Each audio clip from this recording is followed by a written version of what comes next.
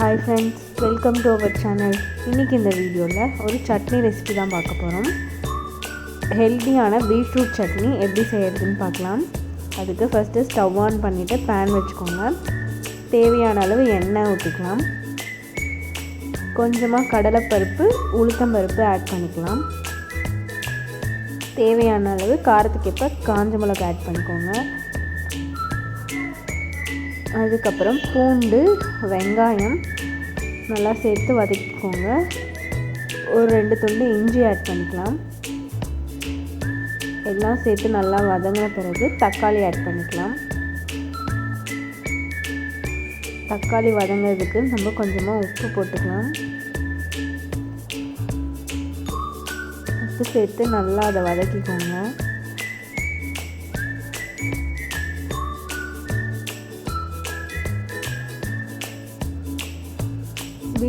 Beetroot பிடிக்காதவங்க கூட இந்த மாதிரி ட்ரை பண்ணி பாருங்கள். ரொம்ப டேஸ்ட்டாக இருக்கும். அந்த பீட்ரூட் ஸ்மெல் கொஞ்சம் கூட வராது. நல்லா வதங்கிடுச்சு. இந்த ஸ்டேஜில் நான் 2 பீட்ரூட் கட் பண்ணி வச்சுருக்கேன். அதை சேர்த்துக்கலாம்.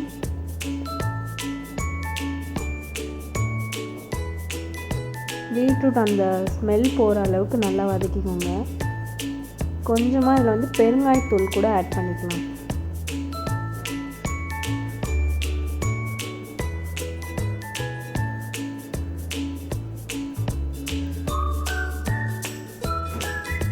பீட்ரூட் நல்லா வதங்கிடுச்சு.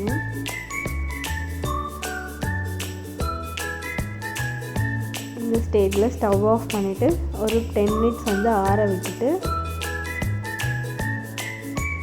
நம்ம மிக்ஸி ஜாரில் போட்டு கிரைண்ட் பண்ணிக்கலாம்.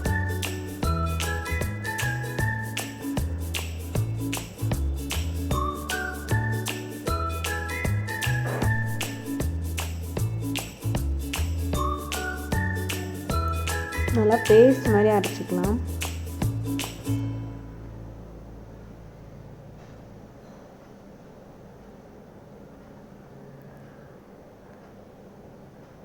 இப்போ அதை கிண்ணத்தில் மாற்றிட்டு தேவையான அளவு தண்ணி விட்டுக்கோங்க.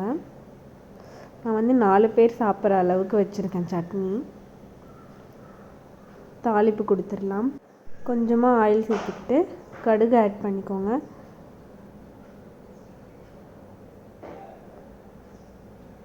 கடுகு உளுத்தம் பருப்பு பொரிஞ்ச பிறகு கருவேப்பிலை சேர்த்துக்கலாம். ஸ்டவ் ஆன் பண்ணிவிட்டு சேர்த்துக்கோங்க. சட்னியில் சேர்த்துடலாம். அவ்வளோதான் ஃப்ரெண்ட்ஸ். இது ரொம்பவும் ஈஸியான சட்னி. கார சட்னி மாதிரியே தான் இருக்கும். நெக்ஸ்ட் வீடியோவில் பார்க்கலாம்.